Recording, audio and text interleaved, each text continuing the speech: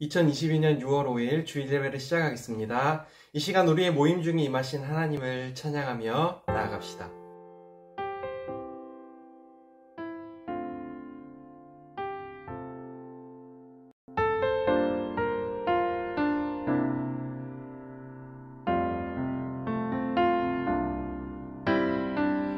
형제의 모습 속에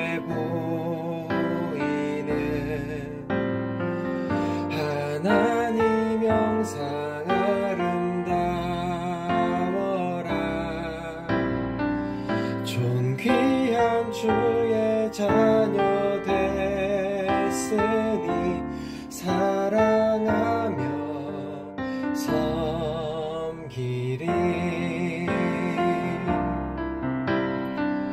자매의 모습 속에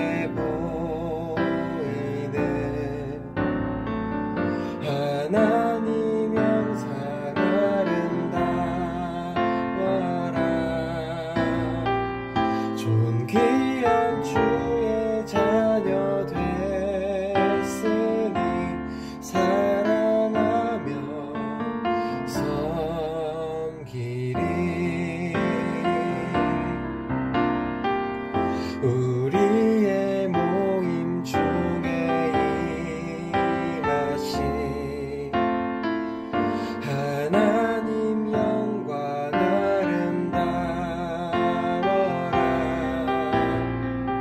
존귀한 왕이 여기 계시니 사랑하며 섬기리.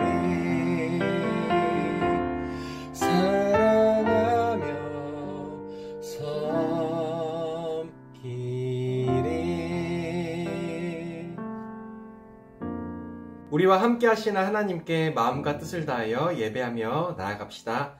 하나님은 영이시니 예배하는 자가 영과 진리로 예배할지니라. 전능하사 천지를 만드신 하나님 아버지를 내가 믿사오며 그 외아들 우리 주 예수 그리스도를 믿사오니 이는 성령으로 잉태하사 동정녀 마리아에게 나시고 본디오 빌라도에게 고난을 받으사 십자가에 못 박혀 죽으시고 장사한 지 사흘 만에 죽은 자 가운데서 다시 살아나시며 하늘에 오르사 전능하신 하나님 우편에 앉아 계시다가 저리로서 산자와 죽은 자를 심판하러 오시리라.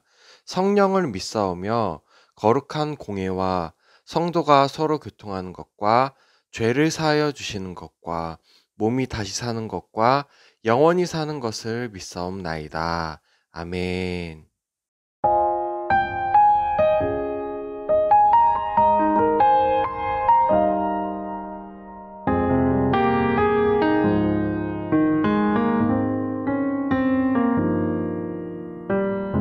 내 백성이 나를 떠나 돌아섰지만 내 사랑이 내 백성을 포기 못하니 내 모든 것 내어주고 나 그들을 얻으리라. 여호와께 돌아가자. 우린 돌아서도 그는 변치 않네. 여호와께 돌아가자. 우린 넘어져도 그 사랑 영원하네. 사랑은 오래 참고 자신을 내어주네. 서로 사랑할 때 세상은 주보네. 사랑은 절대 지지 않네. 여호와께 돌아가자. 우린 돌아서도 그는 변치 않네. 여호와께 돌아가자. 우린 넘어져도 그 사랑 영원하네.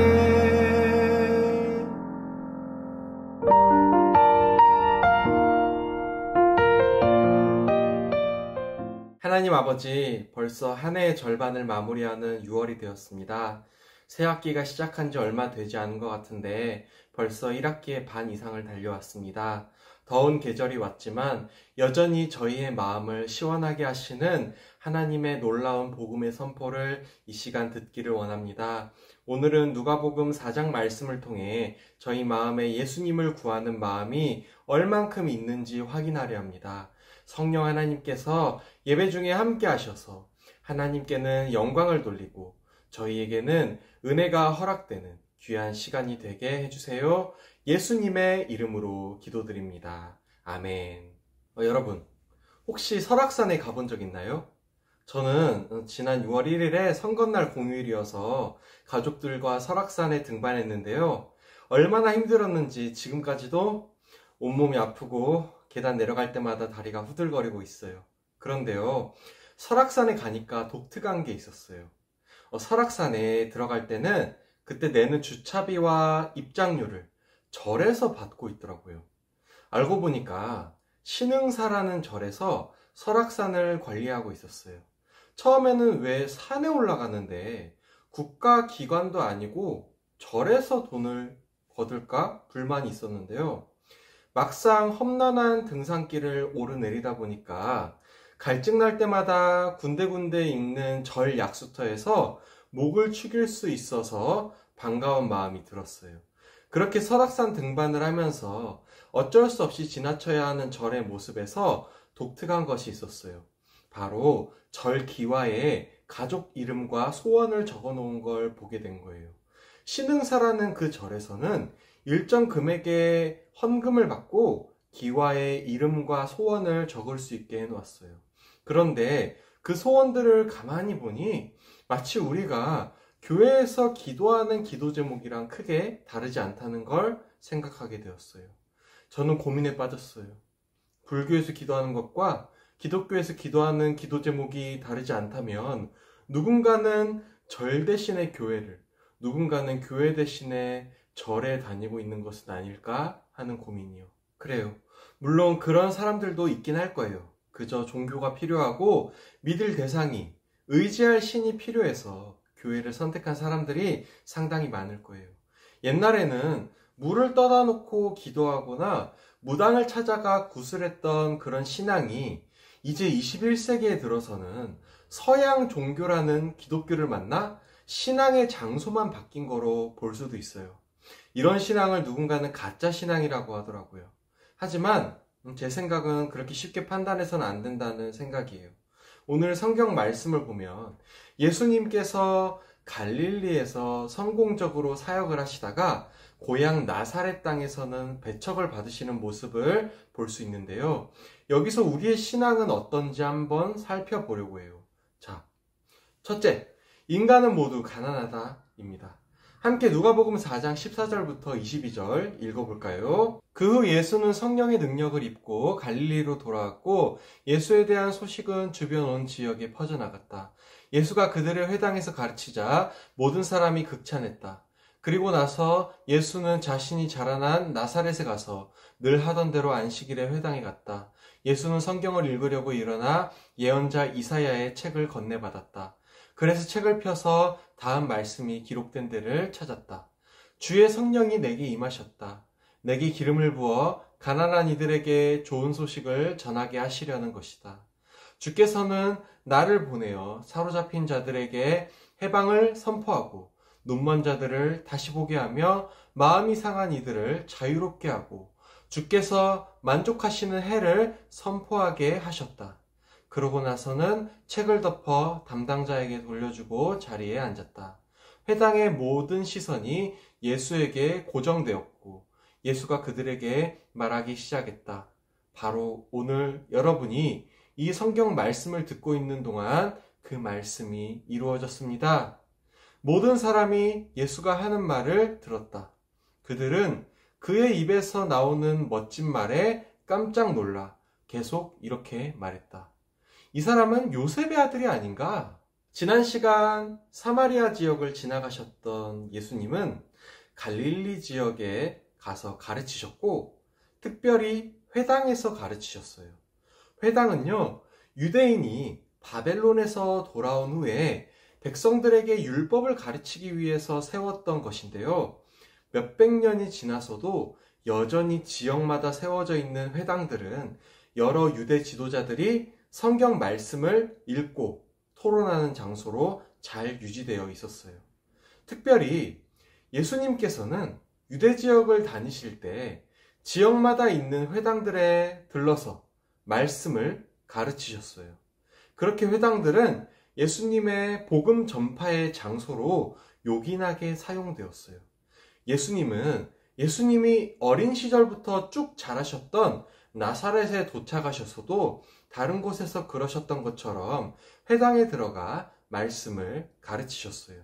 그리고 그날 읽으신 말씀은 바로 곧 오실 메시아에 관한 이사야 선지자의 예언 부분이었어요. 방금 읽은 18절 말씀이 바로 이 부분인데요. 제가 18절 앞부분만 다시 읽어볼게요. 주의 성령이 내게 임하셨다. 내게 기름을 부어 가난한 이들에게 좋은 소식을 전하게 하시려는 것이다. 여러분, 여기서 좋은 소식은 뭔가요? 영어로는 굿뉴스, 우리말로는 복음을 의미해요. 복음이란 헬라어로 유앙겔리온이라고 하는데, 이 단어는 당시 로마 제국 시대에 새로운 왕이 즉위한다는 의미로 사용되었어요. 그러니까 이 땅에 진정한 왕이신 예수님이 오셨다는 것, 내 인생의 왕이 오셨다는 것, 그 강하고 위대한 왕이 우리를 죄와 악에서 구원해 주실 거라는 소식이 바로 좋은 소식, 그러니까 복음이에요. 그런데 18절에서 이 복음을 특별히 누구에게 전한다고 하셨죠? 바로 가난한 이들에게입니다. 이런 사람들은요, 복음을 다른 부류의 사람들에 비해 비교적 잘 받아들이는 특징이 있어요. 왜일까요? 그 이유는 돈이나 권세 같은 이 세상에 의지할 것이 이들에게는 부족하거나 없기 때문이에요. 실제로 예수님은 가난한 자들에게 관심이 많으셨어요. 그리고 가난한 사람이야말로 복이 있다고 강조하기도 하셨어요. 여러분은 가난한가요? 제가 볼 때 여기 여러분 중에 절대적으로 가난한 사람은 아무도 없어요. 그런데요, 우리는 상대적으로는 때때로 가난합니다. 이게 무슨 말이냐면요, 우리는 어느 정도 부유하지만 그럼에도 우리 힘으로 할 수 없는 것들이 여전히 있다는 거예요. 좋은 성적을 항상 받는 게 여러분의 힘과 능력만으로 온전히 가능한가요? 건강을 유지하는 게 인간의 노력으로 완벽하게 가능한가요? 가족이 화목하고 친구들과 잘 지내는 게 우리가 애쓴다고 다 이뤄낼 수 있는 건가요? 그렇지 않죠? 우리는 꽤 만족스러운 삶을 살면서도 여전히 인생의 한 구석에 가난함을 갖고 있습니다. 가난하면요, 그러니까 육신이 가난하거나 마음이 가난하면요, 더 나은 세상, 이 세상 너머에 있는 다른 힘의 근원을 찾는 데에 자연스러워집니다. 그래서 제가 아까 얘기한 절이나 교회에 다니는 사람들, 양쪽 모두의 공통점을 꼽자면 무언가 눈에 보이지 않는 신이나 종교적 이상을 갈망하며 거기에 인생을 내맡기는 것인 거죠. 이성적이지 않고 과학적이지 않아 보이는 종교적 열심과 기도가 사실 가난한 사람에게는 가장 합리적인 살 길이 될 수 있는 거예요. 그래서 인류사를 되돌아보면 개인이나 공동체의 종교의식은 한 시대도 빠지지 않고 가장 중요한 자리에 위치해 왔음을 알 수 있어요. 고대의 온갖 샤머니즘 의식에서부터 여러 종교들이 기독교와 동시대에 공존해 왔던 걸 우리가 다 알고 있듯이 말이에요. 여러분은 왜 기독교인이에요? 왜 교회에 나오죠? 아무리 부모님 따라 교회에 나온다고 해도 결국은 여러분의 의지적 동의로 이 자리에 나온 건데요. 왜 이 자리에 나오게 되었나요? 아마 이렇게 생각할 수 있을 것 같아요. 여기 모인 우리는 하나님이 없는 삶을 상상할 수가 없는 마음의 가난함이 각자 크고 작게 있기 때문이라는 거죠. 우리는 결국 어느 정도의 가난함 때문에 절대적 은혜를 구하고 있어요. 그럼 가난하면 그게 다일까요? 좀 더 말씀을 살펴볼게요. 둘째, 어떤 사람이 부유하게 될까입니다. 18절 뒷부분만 읽어볼게요. 주께서는 나를 보내어 사로잡힌 자들에게 해방을 선포하고 눈먼 자들을 다시 보게 하며 마음이 상한 이들을 자유롭게 하고 주께서 만족하시는 해를 선포하게 하셨다. 자, 여기서 주목할 것은 사로잡힌 자, 눈먼 자, 마음이 상한 자라는 단어입니다. 사실 이사야서의 이 구절들을 예수님이 읽으시는 이 장면에서 원래 이 말씀은 이사야서에서 바벨론 포로로 끌려갔던 남유다 백성을 향한 하나님의 포로 해방 약속이었어요. 그러나 동시에 그것은 예수님께서 왕으로 오셔서 우리 모두를 영원히 해방시킬 것에 대한 표상이기도 했습니다. 구약 성경의 예언들이 늘 이런 구조를 띠고 있는 걸 우리는 앞으로도 계속 기억할 필요가 있는데요. 구약 성경에서 어떠한 사건이나 예언이 당장 구약 시대 당대의 사건을 가리키는 것 같지만 실제로는 신약 시대 너머에 있을 가장 큰 구원의 일을 가리키고 있다는 걸 생각해야 하는 거예요. 이사야의 예언을 인용하시는 예수님은 단순히 가난함이라는 조건을 충족하는 자들을 구원하시려는 게 아니라 죄의 포로가 되고 죄로 인하여 눈이 멀고 죄와 사망에 눌린 자들의 필요를 채워주시고 구원으로 응답하시려는 거예요. 사람은 누구나 무엇인가에 반드시 필요라는 걸 느껴요. 한마디로 모든 사람은 어느 한 구석이 가난하다는 거죠. 때로는 모든 조건에서 가난한 사람들도 있고요. 그래서 그들은 현실 너머에 있는 종교적 이상의 자신의 소망을 맡기곤 해요. 그들을 우리는 종교인이라고 부르는데요. 그러나 종교인이라는 범주 안에는 기독교인만 있는 게 아니라 불교인, 이슬람교인, 유대교인 등 많은 종교에 소속된 사람들이 있죠. 프랑스의 종교개혁가 존 칼빈은 모든 사람에게 종교의 씨앗이 있다라고 얘기했어요. 모든 사람의 마음에는 종교를 의지하며 세상을 살아가려는 본능이 있다는 거예요. 그리고 그 본능의 흔적은 바로 양심입니다. 내가 양심적으로 판단했을 때 나 스스로의 힘으로는 거대한 세상에서 살아가기 힘들다는 것을 인정하는 양심이요. 사실 그 양심은 하나님께서 아담과 하와를 창조하셨고 그 후 인간이 타락했음에도 아직까지 하나님의 흔적이 남아있는 부분이라고 할 수가 있어요. 그 양심이 죄와 부딪혔을 때 죄에 대한 해결을 갈망하는 사람이 바로 예수님을 찾게 되는 거예요. 참 진리이시자 구원자이신 예수님의 옷자락을 붙잡는 사람이 되는 거죠. 이러한 죄로부터의 해방이나 구원은 오직 예수 그리스도로 말미암은 기독교 외에는 가르치는 곳이 없어요. 그래서 불교나 기독교가 기도 제목이 비슷해 보여도 그 각 사람의 깊은 내면에 죄에 대한 인식과 회개가 있는지 여부로, 다시 말해 하나님께 돌아가겠다는 의지가 살아있는가의 유무에 따라 복음의 유효함이 판가름 나는 거예요.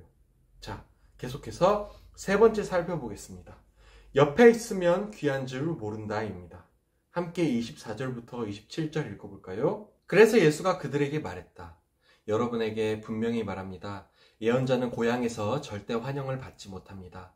여러분에게 말합니다. 엘리야의 시대에 3년 반 동안 하늘이 닫혀 온 나라에 큰 기근이 들었을 때 이스라엘의 과부가 많았습니다.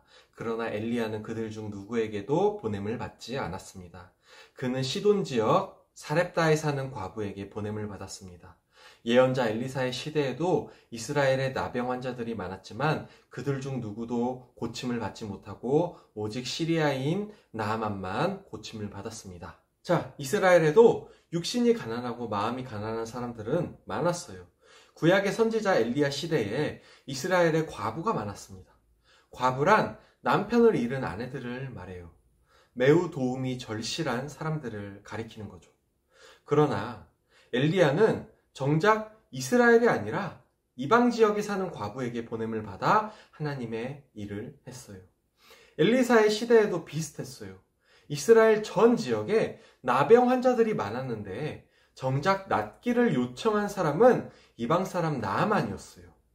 다시 말해 선지자 엘리야와 엘리사는 본국 이스라엘 사람들에게는 환영을 받지 못했고 오히려 이방 사람들에게 환영을 받았다는 거예요. 이처럼 예수님은 선지자가 고향에서 절대 환영을 받지 못한다고 탄식하시듯이 말씀하셨어요. 나사렛에 사는 사람들도 예수님을 메시아로, 구원자로, 하나님의 아들로 인정하지 않았어요. 왜냐하면 예수님이 어릴 때부터 함께 지내며 성장해 왔기 때문에 예수님은 그들에게 너무나 익숙한 사람 중 하나일 뿐이었던 거예요. 결국 예수님의 구원사역과 복음은 고국 이스라엘에서 시작하긴 했지만 그 이스라엘을 뛰어넘어 이방 나라로 활발하게 뻗어나가게 될 것입니다. 그 증거로 여러 나라를 거쳐 지금 대한민국 땅에 사는 우리에게도 복음이 전해진 것처럼요. 제가 아까 설교 초반에 기독교를 서양 종교라고 말했는데 엄밀히 말하면 기독교는 이방인의 종교, 다시 말해 모든 국가에 뻗어나가는 복음이라고 할 수 있어요.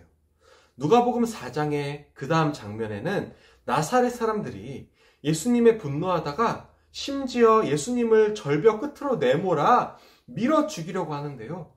예수를 무시한 정도가 아니라 죽이려 했으니 그들은 또 하나님의 사람을 거부한 거죠. 물론 나사렛 사람에도 가난한 사람들이 많이 있었어요.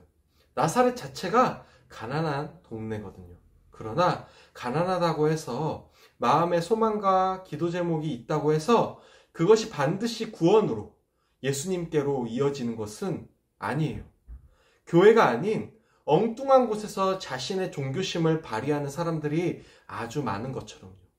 우리는 예수님과 이어져야 합니다. 그래서 구원에 이르러야 해요. 예수님과 동행하려면 먼저 자신의 죄에 대한 회개와 그 죄를 해결해 주실 예수님을 요청하는 믿음이 있어야 해요. 그렇기 때문에 여러 종교와 기독교가 어떤 부분에서는 기도하는 내용이 비슷해 보여도 실상은 예수님에 대한 진실된 필요가 있고 없고의 큰 차이가 있는 거죠. 오늘 설교를 마치려고 하는데요. 여러분, 이 시간 각자의 가난함이 무엇인지 되돌아보았으면 좋겠어요. 그러나 그 마음의 소망에 자신의 죄에 대한 예수님의 구원사역이 함께 있는지도 살펴봐야 할 거예요. 왜 굳이 예수여야 하는가라는 주변의 질문에 나는 내 죄를 해결하실 유일하신 분이 예수님이시기에 예수님이어야 한다 라고 고백할 수 있는 우리 모두가 되기를 이 시간 축복합니다. 제가 잠깐 기도하고 설교를 마치겠습니다. 하나님, 저희 모두는 마음의 소원이 있습니다. 좋은 성적, 바른 성장, 원만한 친구 관계, 가족 간의 화목한 같은 저희의 간절한 소원이 있습니다. 저희의 이러한 필요를 아시고 채우시는 하나님 아버지이신 줄을 저희가 인정하고 믿습니다. 그러나 저희의 진정한 소원이 언젠가 하나님을 직접 만나는 구원의 일이 저희에게 일어나는 것에 소망을 두게 해주세요. 그래서 그 구원의 복음을 곳곳에 전하는 저희 청소년 주일학교 모두가 되기를 원합니다. 예수님의 이름으로 기도드립니다. 아멘. 광고 시간입니다. 오늘 현장 예배를 드리지만 예배에 나오지 못한 친구들이 있어서 이렇게 온라인 예배도 함께 진행하고 있어요. 다음 주 예배도 현장 예배예요. 오전 11시 송천홀에서 모두 만났으면 좋겠습니다. 그리고 여름 수련회가 7월 16일부터 17일까지 1박 2일로 있으니까 꼭 기억해 두세요. 그럼 퀴즈 풀어볼까요?